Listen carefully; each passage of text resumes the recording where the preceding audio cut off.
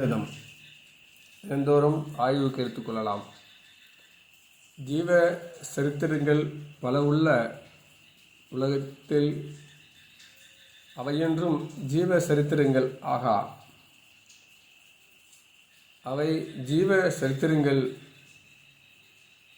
வாழ்க்கை வரலாறுகள். ஜீவ சரித்திரம் ஜீவனுடைய சரித்திரம், அது ஒன்றே.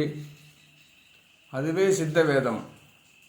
சித்த சமாஜ நிறுவகர் சுவாமி சிவானந்த பரமஹம்சரின் ஆன்மானுபவத்தின் மகத்தான ஜீவ சரித்திரம்.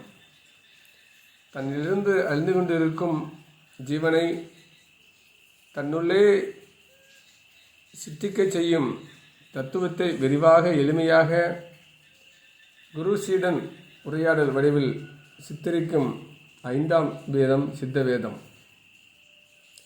பந்தத்திலிருந்து விடுதலை பெறுவதே மோட்சம். சித்த வேதம் மோட்சம் அடையும் சூத்திரத்தை விரிவிப்பதால் அது மோட்ச சூத்திரம் கூட ஆகின்றது. தன்னை உணரா படிப்பு எதுவாயினும் பொருளற்றே. தன்னை உணர தன்னை தான் படித்து பார்க்க வேண்டும். தன்னை தான் பார்த்து படிக்கும் கலையே சித்த வித்தை, பிரம்ம வித்தை.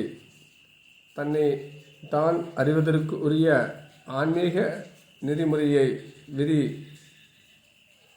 விவரிக்கிறது சித்த வேதம்.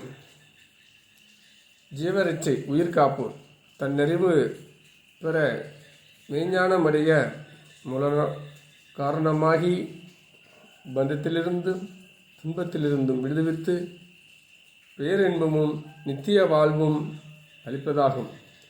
ஜீவநாசம், உயிர் அழிவு, மாயை, தன்னை அறியாமை உண்டாக மூல காரணமாகி பந்தத்திலும் துன்பத்திலும் ஆழ்த்தி சாவிற்கு விளைவாகும். இந்த ஆத்ம தத்துவ விளக்கமே சித்த வேதம். மாயா சமுத்திரத்திலிருந்து கரையேறுவதற்குரிய வழிகாட்டும் கலங்கரை விளக்கு சித்த வேதம். சர்வதா உலக சாந்தி, உலக சாந்தி, உலக சாந்தி.